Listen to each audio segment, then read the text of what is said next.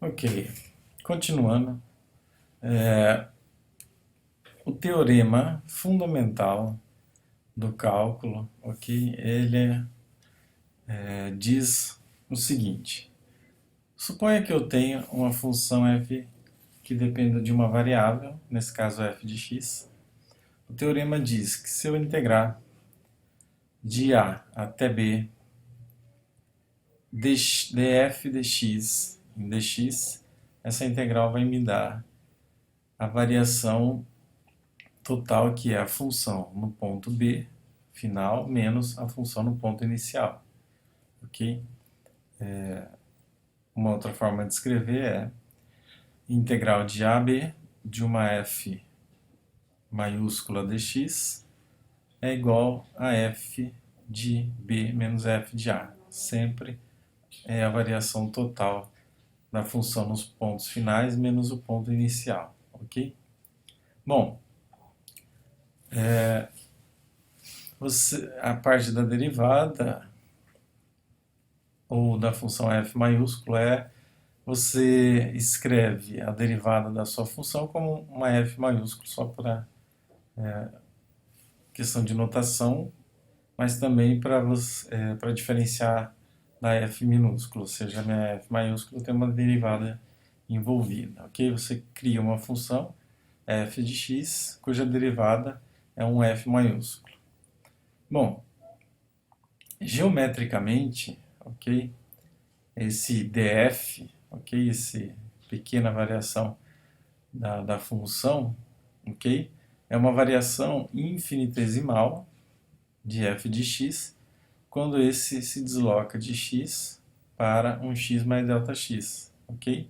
Então eu tenho um Δx pequeno, ok? E esta quantidade df dx, né, o meu df, ele é uma variação infinitesimal quando eu saio de x para Δx. Nesse caso aqui, imagine que esse ponto é o ponto x, o ponto seguinte é o ponto x mais Δx, ok? Então, esta variação é essa pequena variação df, ok? Onde f representa essa minha curva aqui, certo? Então, o que o teorema fundamental diz? Bom, independente de como é essa curva, se ela é complicada ou não, no final das contas, se eu calcular a f no ponto B e subtrair da f no ponto A, eu tenho a integral da f dx, ok? Sempre quando eu fizer a integral da f dx, independente do caminho, eu vou ter sempre a variação total de fb menos fa, certo? Bom, em outras palavras, eu pego a função, né? Eu divido essa função em um monte de pedacinhos, somo todos esses pedacinhos e o resultado final sempre vai ser a função no ponto final menos a função no ponto inicial. Isso é o que diz este teorema, ok? Teorema fundamental do cálculo. E esse teorema aparece então como que é uma derivada, aparece em outros três teoremas que são chamados de teorema do gradiente, do divergente e do rotacional, ok? Começando pelo teorema fundamental para gradientes.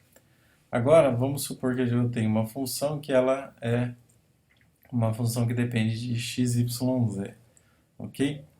Bom, vamos imaginar que eu comece no ponto A.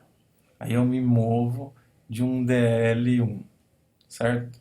Bom, então a variação desta função será o gradiente desta função escalar dl, ok? Então o t, quando eu me movo de A para um A mais ΔL, digamos assim, será alterado por uma quantidade dt que é igual ao gradiente de t escalar dl, certo?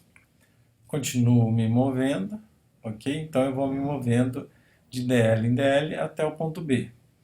No final, eu obtenho a variação total da minha função de A até B.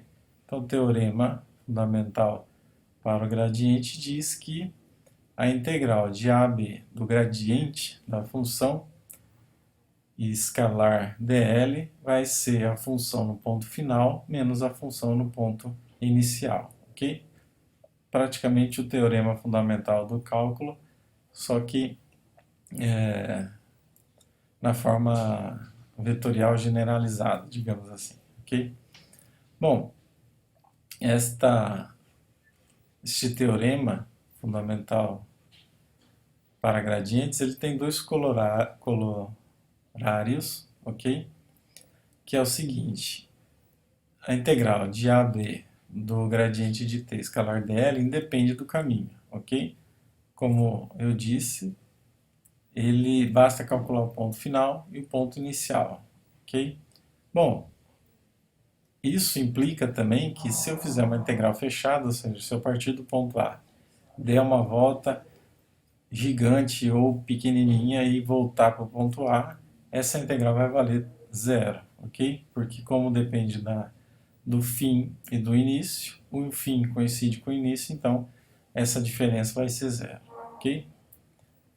Bom, temos o teorema fundamental para divergente, ok?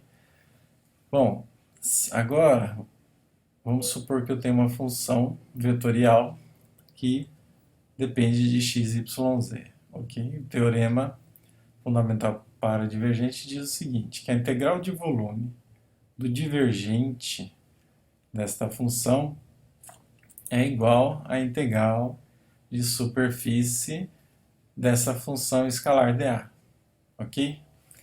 Este teorema também é conhecido como teorema de Gauss ou teorema de Green, ok? Então, três nomes para a mesma coisa: teorema fundamental para divergentes, ou teorema de Gauss, ou teorema de Green, ok? A interpretação geométrica aproximada, digamos assim, se eu tenho um fluido incompressível, ok? Ele não muda de volume, e V representa o fluxo deste fluido, ok? Então a integral fechada de superfície de VdA é a quantidade total de líquido que passa por essa superfície por unidade de tempo, ok? Que é representado pelo outro lado da equação. Os dois lados da equação representam esta variação de líquido que passa pela superfície, ou seja, um fluxo por unidade de tempo, ok? É um exemplo. Mas ficará mais claro quando a gente aplicar em dois, três exemplos, vai ficar mais claro, ok? Esse a gente usa até que bastante, certo? Bom, em uma dimensão também a gente vai ver e vai ficar mais claro, certo? E temos também o teorema fundamental para rotacionais, também conhecido como teorema de Stokes. Ele diz o seguinte: a integral de superfície do rotacional da função v, escalar dA, é igual à integral fechada de v dl sobre a curva P, ok?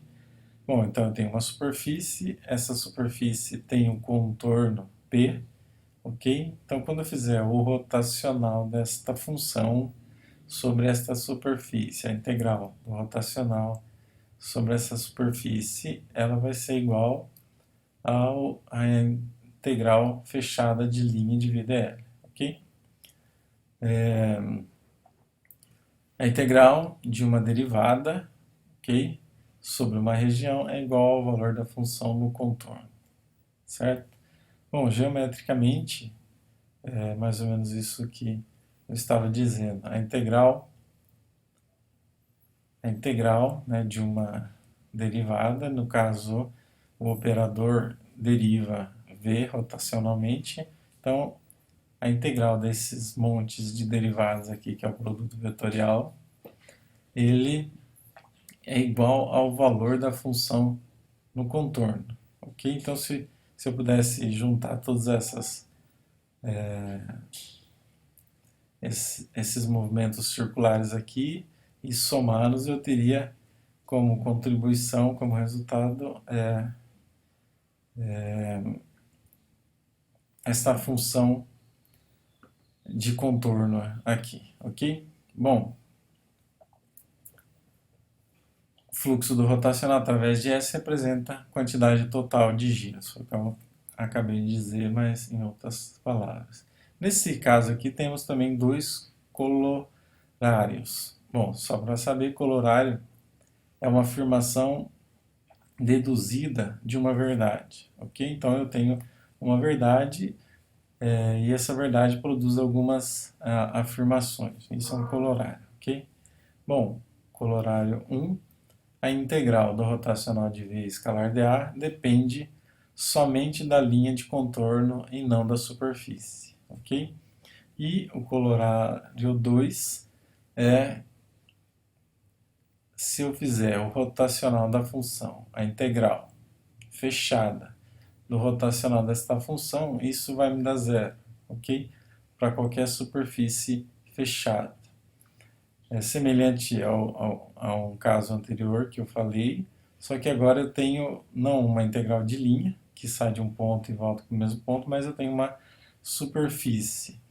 Se cada elemento deste daqui representa um pedacinho da superfície, por exemplo, esse vetor dA apontando para fora, eu vou ter do outro lado sempre um dA também apontando. Então, quando eu faço a somatória, que é esta integral aqui, de todos esses dAzinhos aqui, eu vou ter um valor igual a zero, ok?